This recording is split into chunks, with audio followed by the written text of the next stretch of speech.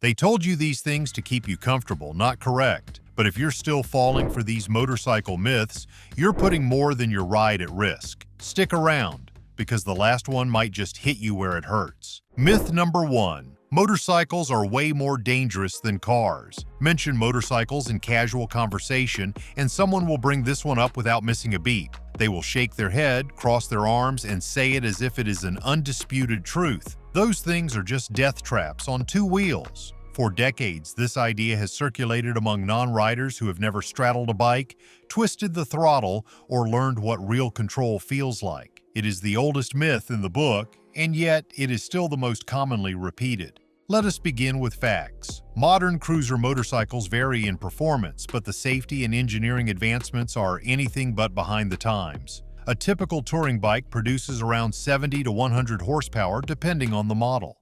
Engine sizes range from around 745 cubic centimeters for lighter cruisers to over 178.3 for full-dress touring bikes. Torque is a big selling point, with many machines offering between 65 and 125 pound-feet.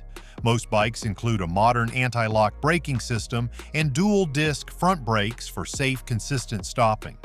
Suspension systems are commonly made up of front telescopic forks and dual adjustable rear shocks. Wet weight can vary between 580 pounds and 950 pounds, while seat height typically falls between 25 inches and 28 inches. Starting prices begin around $8,700 for entry-level models and can rise past $33,000 for top-tier touring setups. Now, the argument that motorcycles are more dangerous than cars is rooted in partial truth. Riders are more exposed. There is no steel cage, no airbags, and no seatbelt. But those are only part of the story. The real risk comes from how people ride, not the machine itself. A trained, alert, and geared-up rider is far less likely to suffer severe injury than someone riding carelessly. Statistically, most motorcycle crashes are caused by human factors, including speeding, intoxication, lack of training, and being struck by car drivers who fail to notice the bike. Proper habits save lives. It is also critical to understand the importance of visibility, spacing, and self-awareness. Smart riders practice defensive techniques, maintain longer following distances, and wear gear that enhances visibility. Training programs now emphasize situational awareness and emergency braking, giving riders real-world skills they can use to stay safe. And with the rise of advanced braking systems and high-performance tires, the old arguments about uncontrollable slides or unpredictable handling simply do not hold water. What many forget is that the motorcycle experience rewards the careful, not the careless. It requires focus, precision, and maturity. It punishes arrogance and rewards discipline. To label motorcycles as death machines is to ignore the thousands of riders who commute every day without incident, who tour cross-country without fail, and who treat their machines with the respect they deserve. With that foundational myth out of the way, it is time to dig into another misconception, one that keeps far too many bikes parked when the clouds begin to gather. If you've made it this far and that first myth hit home, go ahead and hit the like button. It tells us you want more grounded truth, not bike night nonsense. And drop a comment. Tell us which myth you've heard the most or the one that drives you crazy. Myth number 2. You can't ride in the rain. Clouds gather over the horizon and suddenly half the riding population calls it a day. There's a belief floating around in garages, parking lots, and online forums that rain is some kind of no-go zone for motorcycles. The myth insists that wet pavement instantly spells disaster and that riding in the rain is either suicidal or downright impossible. While caution is absolutely necessary in poor conditions, the idea that motorcycles and water do not mix is one more half-truth that does not hold up under real-world experience. Modern cruiser motorcycles are built to handle a wide range of road and weather conditions. Many models feature a combination of a 75 to 102 horsepower output, with engine sizes ranging from 745 cubic centimeters to 178.3 cubic centimeters. Torque figures tend to land between 60 and 125 pound-feet, depending on the weight and design of the bike. Nearly all modern cruisers include an anti-lock braking system and dual-disc braking in the front, with single or dual rear setups. Suspension setups feature traditional telescopic forks in the front and coilover shocks or air-adjustable units in the rear. Wet weight varies between 580 pounds and 940 pounds. Seat height typically ranges from 25 inches to 28.5 inches. Starting prices begin at roughly $8,900 and can stretch into the mid-$30,000 range for full touring models. The hesitation around riding in the rain is understandable. Water changes how tires behave, reduces visibility, and demands better throttle control. But motorcycles are not fragile instruments. Riders who take time to develop their skills and understand traction dynamics know that wet weather riding is both possible and beneficial. It improves balance, refines inputs, and sharpens road awareness. It also instills confidence and trains riders to stay calm under pressure. Qualities that pay off no matter the weather. There are safety measures riders must take. Quality tires with solid tread patterns, a helmet with a clear anti-fog visor, and water-resistant gear are all crucial. Smooth throttle control and early braking are key. The rider's approach must change, but the idea that the bike itself cannot handle the rain is simply not accurate. Motorcycles do not fall over just because the road is wet. The rider makes the difference. In fact, many seasoned riders enjoy the solitude and focus that comes with a rainy ride. The roads are quieter, the experience more meditative. It strips away the distractions and brings the core of the ride into full view. Just you, the machine, and the road beneath your wheels. There is an honesty to riding in the rain that no fair weather cruise can match. Dismissing wet weather riding as impossible does more harm than good. It creates a fear-based mindset that stunts growth and keeps riders from learning valuable skills. Riding through rain builds confidence. Avoiding it only delays progress. And as the skies clear and we shift gears once more, we move to a myth that's not about fear, but about fantasy, wrapped in chrome and false confidence. Before you ride off thinking you've busted every myth, make sure your gear isn't part of the problem. We've linked our top picks for rider-tested jackets, helmets, and gloves in the description, because protection starts with what you wear, not just what you believe. Check them out now. Myth number 3. Motorcycles attract women. There's a certain image that's been sold for generations. Leather jacket, sunglasses, a deep V-twin rumbling underfoot, and a beautiful woman leaning in with interest. It's the stuff of movies, posters, and wishful thinking. But the idea that owning a motorcycle is a direct line to romantic attention is one of the more persistent myths in motorcycle culture. The truth? Women are far more interested in who you are than what you ride. That said, many riders put serious effort into the look and feel of their bikes. Custom cruisers and baggers come with between 70 and 100 horsepower, and engine sizes vary from 883 cubic centimeters up to 114 for larger touring setups. These machines produce torque in the range of 60 to 125 pound-feet, depending on their build. Most modern cruisers are equipped with anti-lock braking systems, front and rear disc brakes, telescopic front forks, and rear coilover shocks or air-adjustable systems. Wet weights land between 580 pounds and over 900 pounds, while seat height typically ranges from 25 to 28 inches. Entry-level models begin around $9,400, with full touring bikes climbing above $31,000. From a mechanical perspective, these bikes are serious pieces of machinery.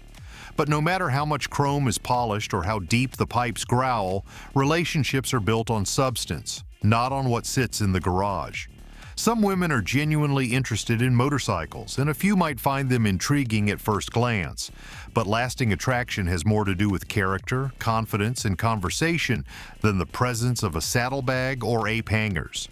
In some cases, the opposite is true. Many women associate motorcycles with recklessness, immaturity, or midlife crises, especially when paired with boastful attitudes or unsafe behavior. Riding without gear, stunting in traffic, or trying too hard to show off can actually push people away. For some women, motorcycles are seen as dangerous and unpredictable, which can become a red flag rather than a selling point. That does not mean you should stop riding. On the contrary, the right approach is to ride because you love it, not because you think it makes you more attractive. When a man pursues his interest with authenticity, it carries a different weight. That kind of grounded confidence speaks louder than an exhaust ever could. In fact, riders who are genuine about their passion often attract people who value independence and depth, whether they ride themselves or not.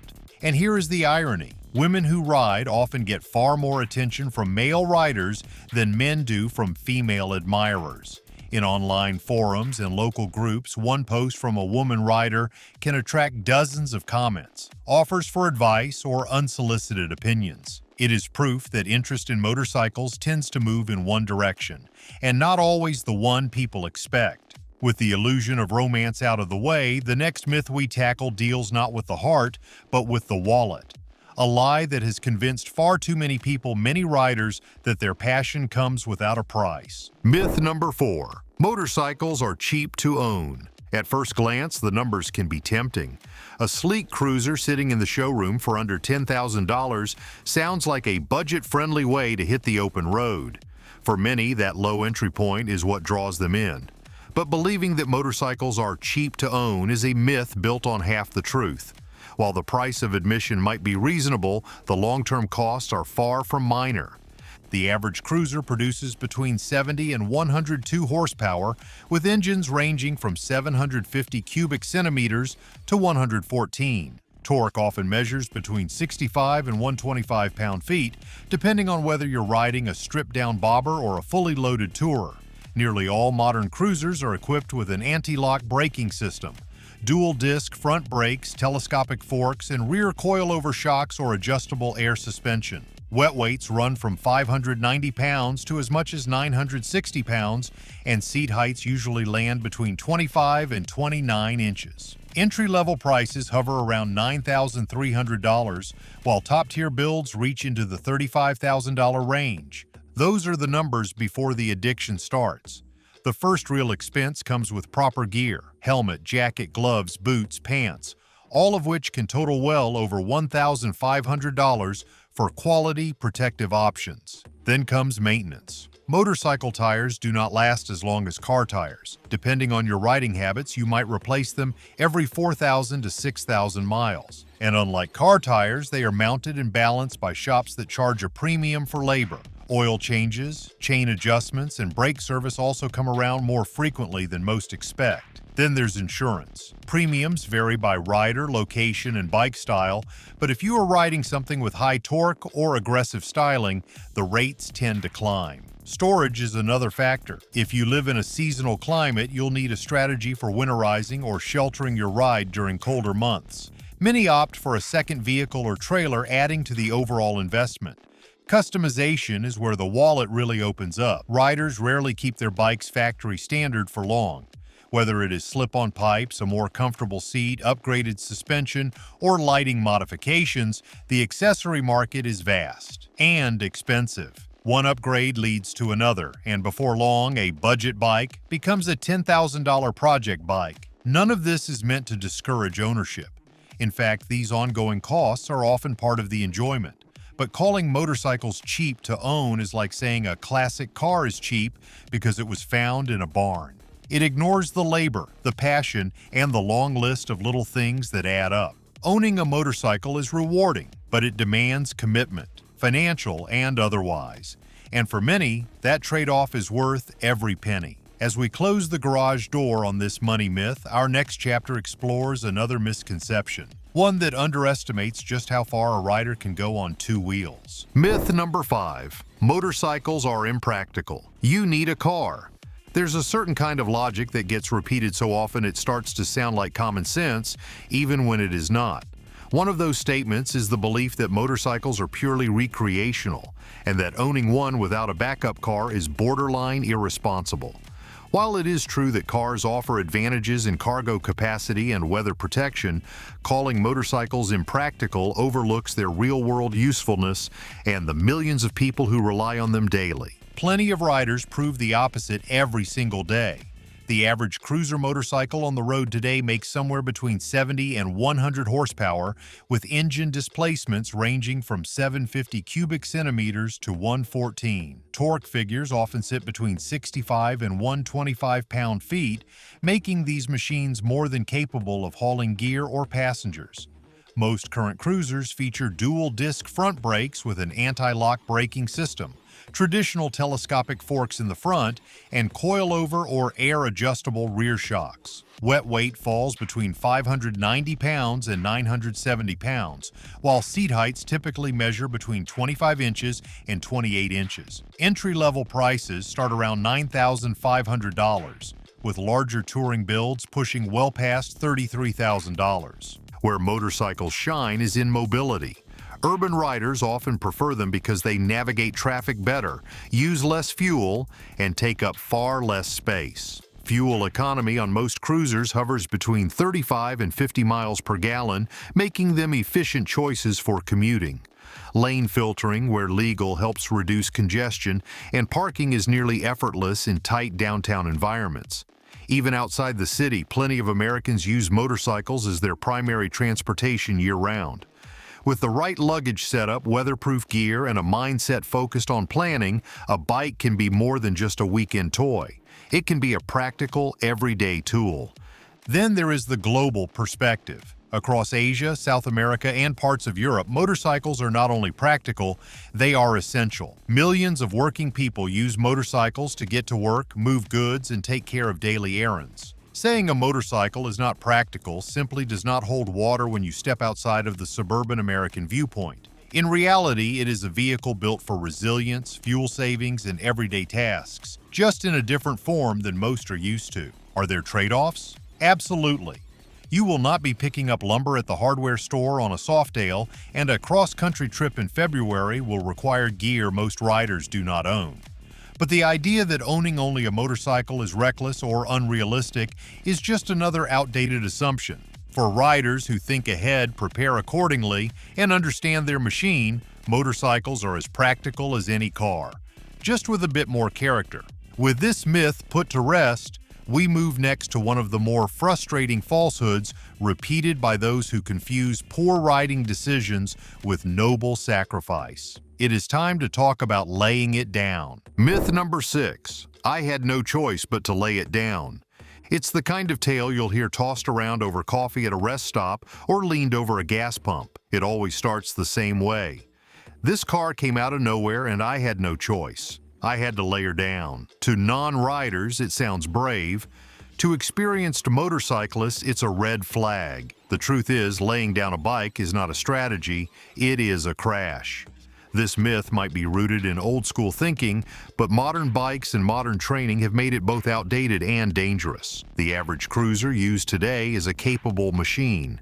Most are powered by engines producing between 70 and 100 horsepower, with displacements from 750 cubic centimeters to 114. Torque figures often sit between 65 and 125 pound-feet, offering more than enough grunt to handle evasive maneuvers or emergency stops. Most models come equipped with anti-lock braking systems, dual disc brakes in the front, telescopic forks for the front suspension, and coilover or air-adjustable shocks in the rear. Wet weights span from 590 pounds to 960 pounds, while seat heights typically range from 25 to 28 inches. Entry-level pricing begins around $9,200 and reaches over $33,000 for top-tier touring models. With these specs, today's cruisers have the stopping power and handling ability to avoid obstacles, not just slide into them. So why do so many riders still believe laying the bike down is the right call? Often it comes from panic. In an emergency situation, inexperienced riders may lock up the brakes or target fixate on a hazard, which causes a loss of traction. The bike goes down, and the story later becomes one of heroism rather than what it really was, an avoidable crash. Laying down the bike strips the rider of the two things keeping them in control: their wheels and their brakes. Rubber tires and modern braking systems are designed to grip pavement, not slide across it. The moment a bike goes horizontal, friction takes over and all steering is lost. Protective gear does its best to mitigate the damage, but the bike and the rider are at the mercy of momentum and road conditions. What riders should be practicing instead is controlled emergency braking, swerving, and proper vision techniques. Knowing how to stop quickly while keeping the bike upright is a skill that can and should be developed. Motorcycle safety courses across the country teach this exact training. Real control comes from preparation, not from defeat. This myth continues to live on because it allows riders to save face, but the cost is far too high. The reality is simple. There is almost always a better choice than letting the bike fall. The best riders know how to stay on the controls, not abandon them. The truth is, practicality isn't one size fits all. What seems limiting to one rider might be all another needs. A motorcycle forces you to pack lighter, plan smarter, and stay engaged. That's not a downside. It's a different kind of freedom. And for many, it's exactly why they choose 2 wheels over 4. And with that myth put to rest, we shift gears to tackle the last entry on this list. One rooted not in fear or ego, but in raw competition. It is time to settle the long-standing debate of 2 wheels versus 4 once and for all. Before we reveal the final myth, make sure you're subscribed. Around here, we cut through the noise and talk real riding, not hype. If you're a rider who values torquey, truth, and tradition, subscribing means you're part of the pack. Don't miss what's coming next. This ride's just getting started. Myth number 7. Motorcycles are always faster than cars. Among the many myths that circulate in garages and barbershops, one of the most persistent is the belief that motorcycles always have the upper hand when it comes to speed. To some, twisting the throttle and leaving traffic in the dust at a stoplight proves it beyond a doubt. But speed is not just about straight-line numbers. It is about control, balance, and how the machine performs when things get technical. The idea that motorcycles are automatically faster than cars is more complicated than it seems. Cruiser motorcycles today offer plenty of power and performance, but their strength lies in torque and comfort rather than all-out lap times. The average cruiser is powered by an engine producing between 70 and 102 horsepower, with displacements ranging from 750 cubic centimeters to 114. Torque figures sit between 65 and 125 pound-feet, delivering that low-end grunt ideal for highway pulls and two-up touring.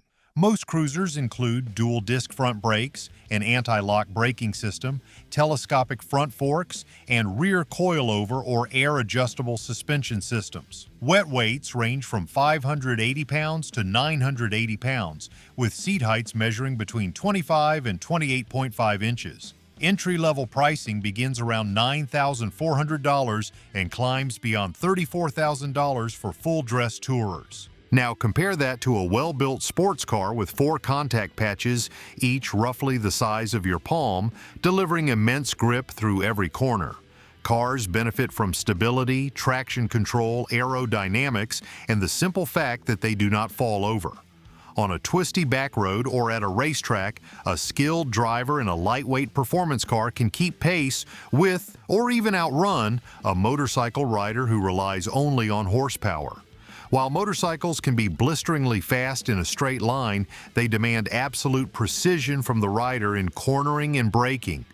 On paper, the power-to-weight ratio of a motorcycle may be impressive, but in real-world conditions, it does not always translate into being faster. Another consideration is endurance. Most cruisers are not designed for extended, aggressive riding. Fatigue sets in more quickly on a motorcycle due to wind exposure, physical posture, and road vibration. Cars offer climate control, superior braking power, and high-speed stability. That is not to say motorcycles are inferior, but to blanketly declare them faster shows a shallow understanding of what performance really means. Riders who chase lap times or brag about 0 to 60 numbers often miss the point of cruiser ownership entirely. The purpose of these machines is not to beat records, it is to enjoy the ride, to feel the rumble of the motor and to connect with the road in a way cars never can. Real speed is not always measured by a stopwatch. It is measured by confidence, control, and how you ride through the world. So the next time someone boasts that motorcycles rule the speed charts no matter what, remind them that riding is not a race. It is a rhythm. And with that, our list comes to a close. Myths busted, truth restored, and the road ahead looking a little clearer for all who ride it. You've just ridden through 7 of the biggest myths still holding riders back. And if any of them hit close to home, it's time to shift gears. Like the video if you learned something new and drop a comment with the myth you've heard the most, or the one you believed until today. Most importantly, subscribe for more no-nonsense, real-world motorcycle content built for riders who care about the ride, not the hype. Around here, it's torque, truth, and tradition. Whether you ride solo or roll with a pack, this is your place. Stay sharp, stay grounded, and as always, keep the rubber side down. We'll see you in the next one, rider.